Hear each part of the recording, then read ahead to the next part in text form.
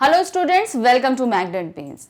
आज जो हम टॉपिक पढ़ने जा रहे हैं वो क्या है, वो हमारा चैप्टर है क्षितिज के गद्य खंड का चैप्टर है बाल गोविंद भगत, यानी कि चैप्टर नंबर 11 हमारी बुक में है। ये चैप्टर नंबर 11 दिया हुआ है। बाल गोविंद भगत का जीवन परिचय, उनकी वेशभूषा, सब कुछ इस चैप्टर में मेंशन है, इसलिए चैप्टर रीड करना इज मस्ट है। सबसे पहले आपका काम है कि आप बुक लेंगे और पूरा का पूरा चैप्टर अच्छे से रीड करेंगे। मैं आपका लेखक का जीवन परिचय, भाषा शैली, उनकी काव्यगत विशेषताएं, सब कुछ आपको मतलब चैप्टर के अंदर है, आपका वो लेखक भी आएगा। तो अब क्या आता है कि हमारे सामने दो तरीके से जो है प्रश्न प्रेजेंट किए जाते हैं हमारे क्वेश्चन पेपर में। पहला होता है बहुविकल्पीय प्रश्न रहते हैं जो हमारे आपके गद्यांश पर आधारित रहेंगे। आपके सामने गद्यांश दिया जाएगा और इसके नीचे इसी पे आधारित आपके प्रश्न पूछे जाएंगे, बहुविकल्पीय यानी कि एमसीक्यूज बेस्ड क्वेश्चन पूछे जाएंगे। फिर इसके अलावा हमसे जो पूछा जाता है वो है लघु उत्तरीय प्रश्न पूछे जाते हैं जो हमारे खंड बा वर्णात्मक में पूछे जाएंगे, जिसमें आपको डिस्क्राइब करना होगा क्वेश्चंस को पूरा, जैसे हम क्वेश्चन आंसर्स करते हैं, यानी कि लघु उत्तरीय प्रश्न रहेंगे। वो आपको 25 से 30 मार्क्स का करना होगा और वो 2 नंबर का प्रश्न आएगा। तो ये ध्यान रखिए कि 25 से 30 का मतलब आपको हम कई बार बता चुके हैं कि किस तरीके से आपको अपने वर्ड्स को काउंट करना है। तो इससे आपका टाइम भी बचेगा और आप आसानी से कार्य भी कर सकेंगे। तो सबसे पहला जो क्वेश्चन हमसे पूछे जाएंगे हमारे इस चैप्टर से रिलेटेड, वो हमारा रहेगा क्या, गद्यांश। तो हम गद्यांश पढ़ते हैं और इस पे आधारित प्रश्नों को सॉल्व करते हैं। तो गद्यांश क्या है, बेटे की क्रिया कर्म में तूल नहीं किया, पतोहू से ही आग दिलाई उसकी, किंतु जो ही श्राद्ध की अवधि पूरी हुई पतोहू के भाई को बुलाकर उसके साथ कर दिया, यह आदेश देते हुए कि इसकी दूसरी शादी कर देना। यानी कि जैसे ही उनके पुत्र बाल गोविंद भगत के पुत्र की मृत्यु हुई, तुरंत ही जो है उन्होंने ज्यादा क्रियाक्रम नहीं किया, अब उनका कोई और था नहीं आग देने वाला, तो अपनी बहू से ही अपने बेटे की चिता में आग लगवा दी। और जैसे ही श्राद्ध की अवधि होती ना, श्राद्ध किया जाता, तो श्राद्ध की अवधि जैसे ही पूरी हुई, तुरंत ही उसके भाई को यानी कि बहू के भाई को बुलाया और कहा इसको ले जाओ और ले जाके इसकी दूसरी शादी कर देना। इधर पतोहू रो रो कर कहती, मैं चली जाऊंगी तो बुढ़ापे में कौन आपके लिए भोजन बनाएगा, बीमार पड़े तो कौन चुल्लू पानी भी देगा। तो यानी कि मैं नहीं जाऊंगी, बहू क्या बोल रही थी, मैं नहीं जाऊंगी, अगर आपके लिए खाना कौन बनाएगा, और अगर आप बीमार पड़ गए तो आपके लिए एक चुल्लू पानी भी देने के लिए यहाँ कोई नहीं, आपका ख्याल कौन रखेगा। मैं पैर पड़ती हूं, मुझे अपने चरणों के अलावा चरणों से अलग नहीं कीजिए, मतलब मुझे अपने आप से दूर कहीं ना भेजिए। लेकिन भगत का निर्णय अटल था, तू जा नहीं तो मैं इस घर को छोड़कर चल दूंगा। यह थी उनकी आखिरी दलील और इस दलील के आगे बेचारी की क्या चलती। उन्होंने बोला कि अगर तुम नहीं जाओगी तो मैं इस घर को छोड़ के चला जाऊंगा। तो ये जब उन्होंने जैसे ही बोला अब इस दलील के आगे तो चलना नहीं, तो बहू हार मान गई। जब वही नहीं रहेंगे जिनके कारण से मैं यहाँ टिकना चाह रही हूँ, तो इससे अच्छा है कि मैं ही यहाँ से चली जाऊं। तो वो मान जाती है और चली जाती है।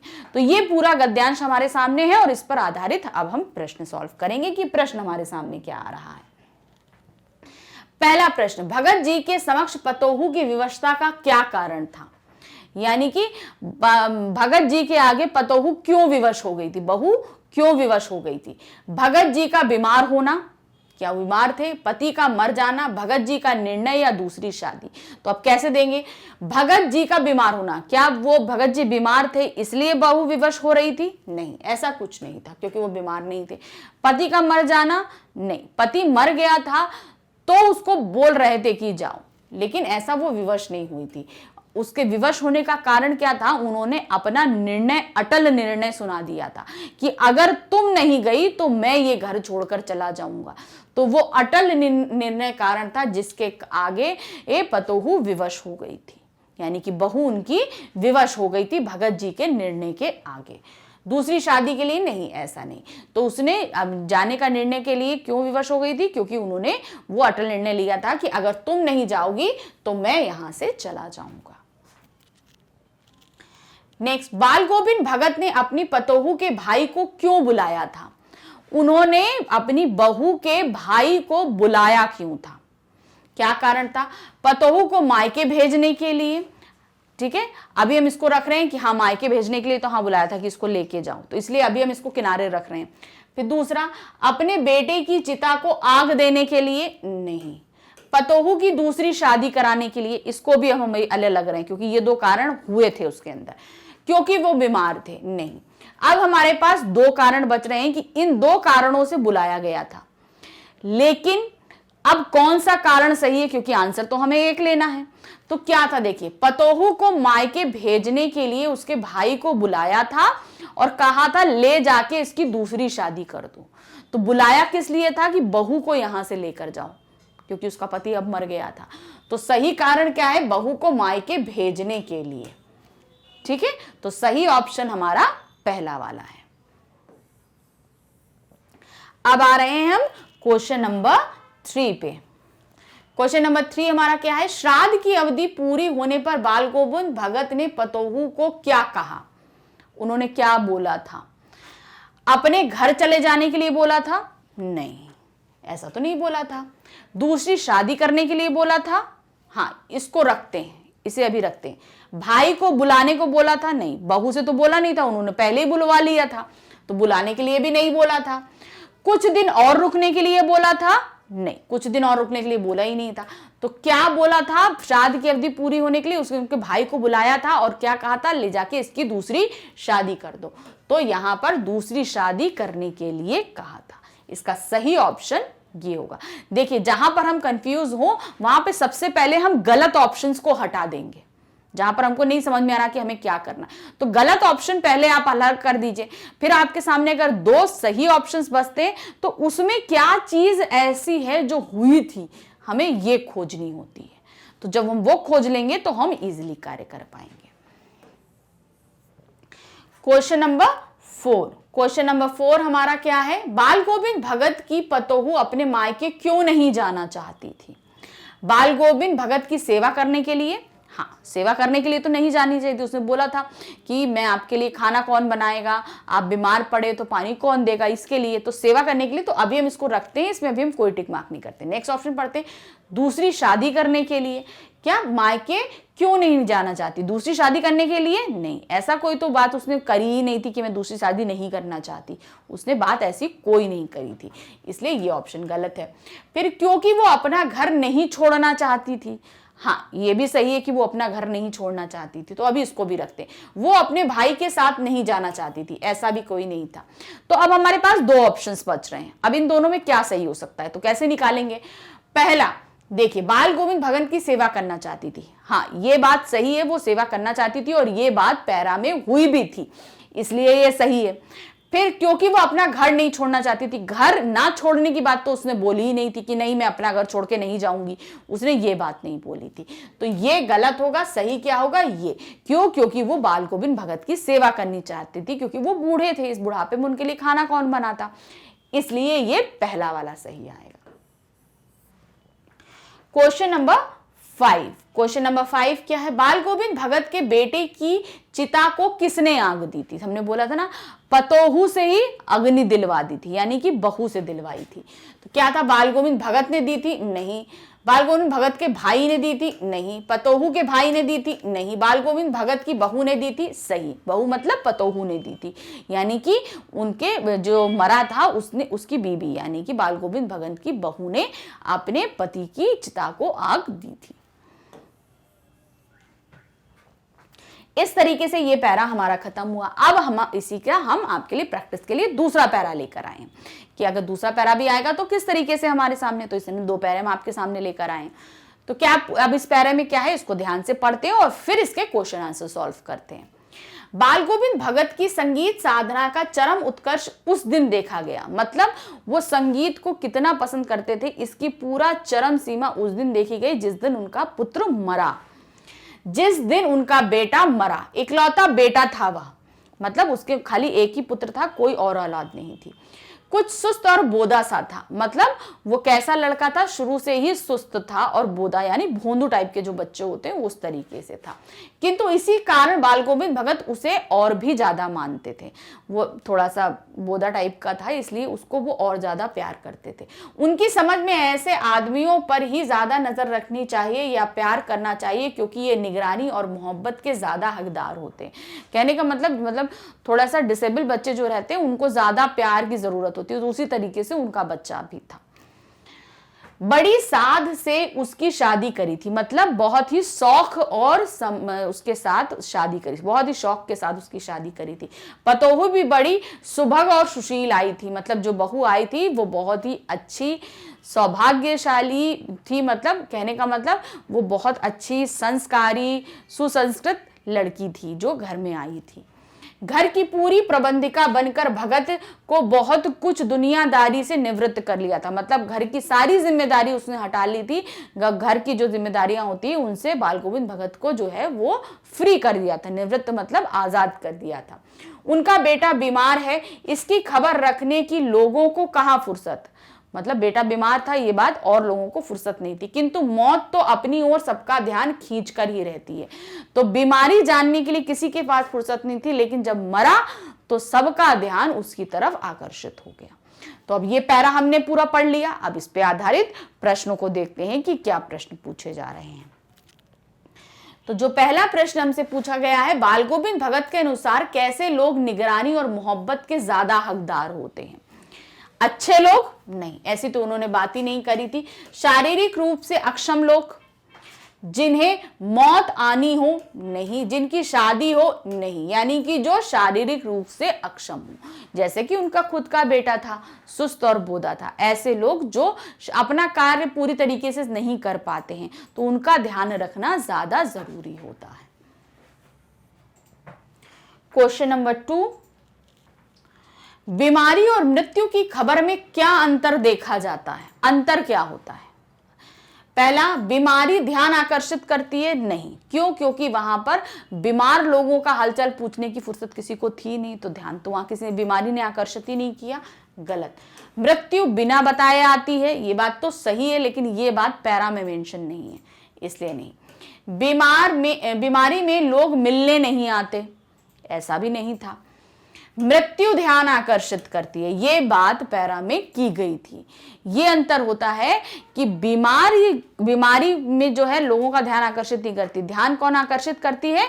मृत्यु आकर्षित करती है। जब मृत्यु हो जाती है तभी लोगों का ध्यान आकर्षित होता है। क्वेश्चन नंबर 3,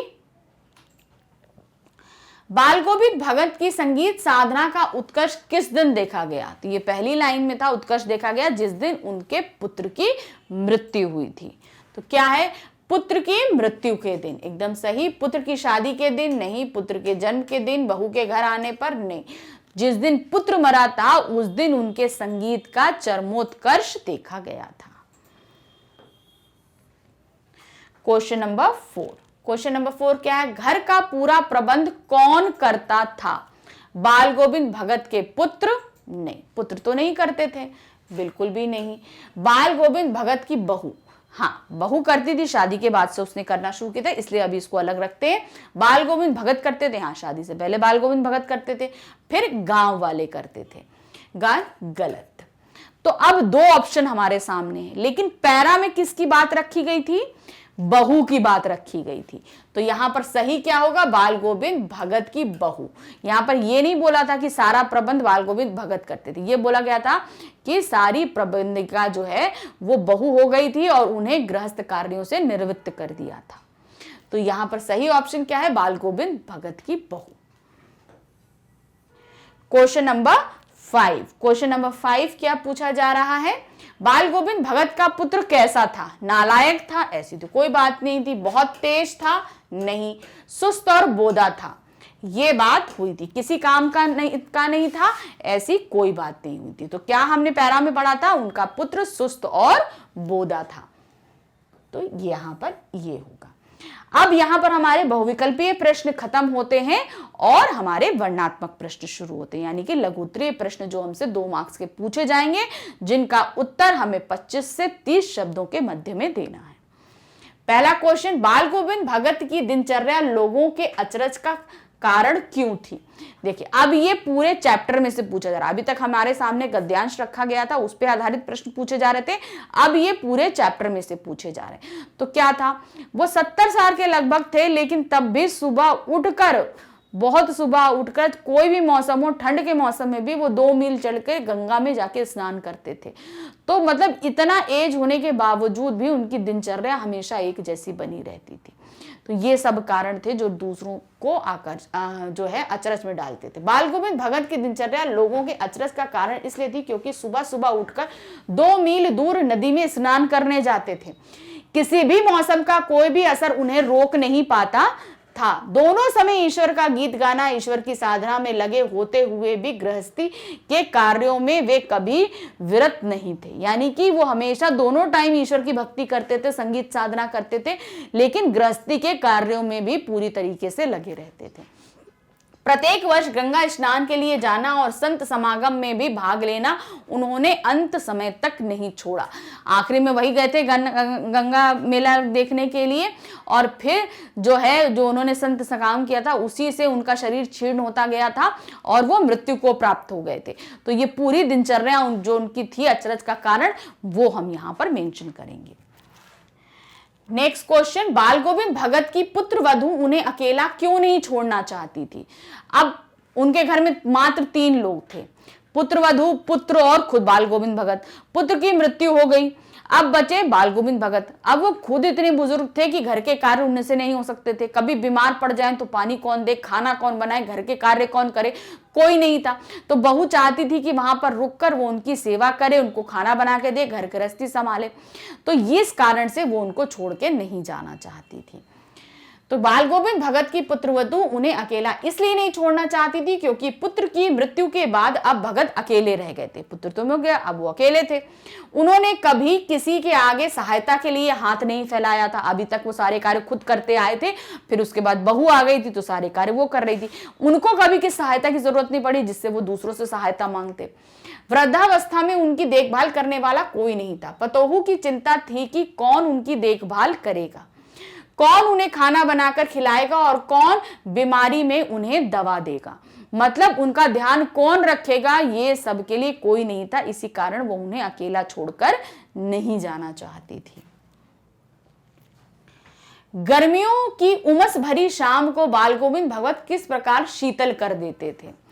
अब क्या होता था, गर्मी की पूरा दिन अच्छा होता था, शाम भी उमस भरी रहती थी, तो वो क्या करते थे, संगीत साधना करने बैठ जाते थे। इतने संगीत करते थे कि सभी लोग उनके साथ मिल जाते थे। खंजरी बनाना, खंजरी बजाई जाती थी, ढोलक होता था। कभी कभी इतने मगन हो जाते थे, नाचना भी शुरू हो जाता था। तो सब उसको उमस को भूलकर जो है उनकी संगीत साधना में ऐसा रम जाते थे कि वो शाम बहुत ही खुशनुमा हो जाती थी। गर्मियों की उमस भरी हुई शाम में गांव के सभी लोग भगत के आंगन में इकट्ठा होने लगते। सभी अपना अपना आसन जमाकर बैठ जाते, भगत पदों को गाते और सभी लोग अपनी खंजरी और करताल के साथ जोर जोर से गाते। मतलब वो भी गाते, भगत जी भी गाते और वो लोग भी गाना खूब जोर से शुरू कर देते। ताल स्वर के उतार चढ़ाव के साथ साथ श्रोताओं के मन भी ऊपर उठते। यानी कि जहां पर स्वर ऊंचा जा रहा है वहां उनके मन और ताल भी ऊंचा हो जाते। जहां स्वर नीचे आ रहा है वो यानी कि उतार चढ़ाव बराबर चलता रहता था। मन तन पर हावी हो जाता और सारा आंगन संगीत में हो जाता। इस प्रकार नाचते गाते भक्ति में लीन होकर वे गर्मी को भी भूल जाते। मतलब वो भक्ति में इतना रम जाते थे, नाचने गाने में रम जाते थे कि वो गर्मी ही भूल जाते थे कि इतनी उमस भरी गर्मी चल रही है। इस चीज का भी उन्हें ध्यान नहीं रहता था। अब क्या है क्वेश्चन नंबर 4, मोह और प्रेम में अंतर होता है। बाल गोविंद भगत के जीवन की किस घटना के आधार पर इस कथन को सत्य सिद्ध करेंगे। मोह और प्रेम, जब हम किसी को मोह करते हैं, दिल से चाहते हैं, प्रेम करते हैं, इनमें अंतर होता है। ये चीज हमें बाल गोविंद भगत के जीवन परिचय के आधार पर बतानी, तो इन्हें हम पॉइंट वाइज बताएंगे। मोह और प्रेम में अंतर होता है। मोह में व्यक्ति स्वार्थी हो जाता है, मतलब सिर्फ अपने बारे में सोचता है, जो हम जिसके लिए सोच रहे हो उसके लिए हम कुछ भी नहीं सोचते, हम अपने लिए सोचना शुरू कर देते हैं। जबकि प्रेम में व्यक्ति के लिए अपने प्रेमी का हित चिंतन ही सर्वोपरि होता है, और प्रेम जब हम करते हैं तो हम जिससे प्रेम करते हैं उसका हित हमारे लिए सबसे जरूरी होता है। इसे भगत के जीवन के आधार पर इस प्रकार समझा जा सकता है। भगत अपने बेटे से प्रेम करते थे, मोह नहीं, इसलिए उसकी मृत्यु पर वे मोही व्यक्ति के समान विलाप नहीं करते। मतलब प्रेम करते थे, उन्हें लगा कि यहाँ पर उसकी मृत्यु जो हुई है वो सही हुई है, मतलब यहाँ आत्मा जो है परमात्मा से मिली है, बहुत अच्छा है। तो अगर वो मोह करते तो उसके जाने पर विलाप करते। वो प्रेम करते थे, स्वार्थी नहीं थे, इसलिए उन्होंने विलाप नहीं किया था। उनका पुत्र इस सांसारिक बंधन से मुक्त हो गया और उनके अनुसार यह प्रसन्नता का अवसर था, यानी कि वो अब जाकर अपने इस कष्टमय जीवन से मृत्यु को प्राप्त करके जो है ईश्वर के पास पहुंचा था खुशमय जीवन के लिए, इसलिए वो बहुत प्रसन्न थे। इसीलिए उस दिन वो बहुत ज्यादा गाए भी थे। गाना तो संगीत साधना का चरमोत्कर्ष जिसे कहा जाए वो उसी दिन था। अब नंबर 2 हम इसको ऐसे लिखेंगे, अपने पुत्र के श्राद्ध की अवधि पूरी होने पर भगत पुत्र वधु के भाई को बुलाकर उसके पुनः विवाह का आदेश देते। अगर जो भगत जी हैं वो अपनी बहू से मोह करते तो अपने स्वार्थ के लिए उसे अपने घर पे ही रख लेते। ये नहीं देखते बहू जवान है, अभी उसके आगे बहुत जिंदगी पड़ी है, ये कुछ नहीं देखते। वो कि हमको जरूरत है इसलिए वो घर पे रख लेते।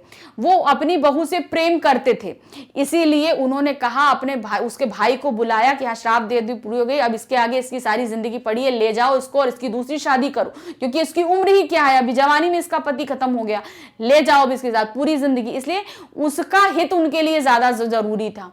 तो यहां पर वो अपनी बहू से प्रेम करते थे, मोह नहीं करते थे, तो उसकी भलाई के लिए उन्होंने सोचा, इसीलिए दूसरी शादी का ऑप्शन उसके सामने रखा। अब वो नहीं जाना चाहती थी तो साथ में ये भी बोल दिया अगर तुम नहीं जाओगी तो मैं ये घर छोड़ के चला जाऊंगा। तो ये भी यहां पर उनके अटल निश्चय की हमें पहचान मिलती है। यदि वे मोही होते तो बुढ़ापे में अपनी देखभाल के लिए वे अपनी पुत्रवधू को उसके भाई के साथ नहीं भेजते और ना ही उसे पुनः विवाह का आदेश देते। यहां अपने प्रिय का हित चिंतन उनके लिए सर्वोपरि था और यही उनके प्रेम की अंतहीन सीमा थी। तो यही चीज उन्होंने इन 2 वक्तव्यों में हमको पता चलती है कि अपने पुत्र पे भी जो व्यक्ति गाना गाए, सब कुछ अच्छे से संगीत करे, नाचे गाए, तो वो ऐसा व्यक्ति क्यों करेगा भाई, वो तो खुद ही पहले डिसेबल बच्चा था, अब जैसे तैसे उसकी मृत्यु हो गई तो वो मतलब उसने अपने कष्ट भरे जीवन से मुक्ति पाई, इसलिए वो यहां पर दिखा रहे थे कि मैं खुश हूं, इसे कष्ट भरे जीवन से मुक्ति मिली है और वो प्रभु से मिला है। और उसके बाद अपनी बहू को भी उन्होंने जाने दिया। कारण क्या था, क्योंकि वो उसके लिए भला चाहते थे, उसके आगे उसकी सारी जिंदगी पड़ी थी। नेक्स्ट क्वेश्चन, आपकी दृष्टि से भगत की कबीर पर अगाध श्रद्धा के क्या कारण थे? देखिए कबीर क्या थे, वो गृहस्थ होते हुए भी संत थे, वो किस निर्गुण मतलब थे, वो किसी भी ईश्वर में नहीं मानते थे ईश्वर एक है, किसी भी धर्म को नहीं मानते थे। वो किसको मानते थे कि ईश्वर एक है, सभी धर्मों के एक ही विधाता है। तो इसी सब चीजों से वो आकर्षित हुए थे। रीति रिवाज, परंपराएं, ये सब चीजें उनके लिए मायने नहीं रखती थी। क्यों परंपराएं, रीति रिवाज मायने नहीं रखती थी? क्योंकि अगर वो मायने रखते तो अपनी बहू से अपने ही बेटे की चिता को आग ना दिलवाते और ना ही उस समय में अपनी बहू की दूसरी शादी की बात करते और ना ही उसे अपने पास से जाने देते। तो इसलिए वो जो समाज में जो तमाम तरह के रीति रिवाज और आडंबर फैले थे वो इन सब बातों में नहीं करते थे। तो कबीर का भी सेम यही नेचर था। कबीर के जो भी हम दोहे या पद पढ़ते हैं तो देखिए उनमें क्या है, वो कभी भी किसी भी धर्म रीति रिवाज में यकीन नहीं करते। ईश्वर करते हैं लेकिन ईश्वर को एक मानते हैं। यहाँ हमारी दृष्टि में भगत की कबीर पर अगाध श्रद्धा के निम्नलिखित कारण थे। कबीर गृहस्थ होते हुए भी साधु थे और संभवतः भगत भी उनके जीवन से प्रभावित हुए। क्यों? भगत बाल गोविंद भगत भी गृहस्थ होते हुए साधु जैसा जीवन व्यतीत करते थे। कबीर आडंबरों में नहीं मानते थे, भगत को भी उनका यह आदर्श रूप अच्छा ही लगता था, इसीलिए उन्होंने भी मानते थे। कबीर के समान ही भगत भी खरा व्यवहार करते थे। खरा व्यवहार मतलब किसी से किसी का सामान नहीं लेना, झूठ नहीं बोलना, बुरा नहीं बोलना, किसी को गाली नहीं देना, ये सारे कार्य भगत नहीं करते थे। कबीर किसी एक जाति विशेष का भला करना नहीं चाहते थे, बल्कि वह तो संपूर्ण मानवता का कल्याण चाहते थे। भगत भी व्यक्ति विशेष की नहीं बल्कि मानवता को महत्व देते थे, मतलब किसी एक व्यक्ति के प्रति अपना मोह नहीं रखते थे, पूरे समाज के प्रति मोह रखते थे। तो इस तरीके से यहाँ पर हमारा ये चैप्टर भी खत्म हुआ, बाल गोविंद भगत। तो याद रखिए, हम पर डे आपको एक एक चैप्टर का रिवीजन करा रहे हैं। ये बहुत जरूरी है कि आप इनको पढ़िए और समझिए। पूरा चैप्टर हर वीडियोस में मैं आपको बता रही हूँ, हर चैप्टर के एंड के बाद में, कि इस चैप्टर को पूरा प्रॉपरली रीड करिए। जहां पर लेखक का जीवन परिचय भी लिखा है वो भी आपको पढ़ना है, उनकी काव्यगत विशेषताएं पढ़नी है, इस पाठ का सार पढ़ना है और पूरा पाठ भी पढ़ना है। तो इस तरीके से जब हम पाठ का सार और पाठ दोनों पढ़ेंगे तो पाठ हमारी समझ में अच्छी तरीके से आ जाएगा। तो प्रश्न कहीं से भी पूछे जाए हम बहुत आसानी से उसके उत्तर दे देंगे। तो यहीं पर ये वीडियो समाप्त होता है। Thank you, bye bye.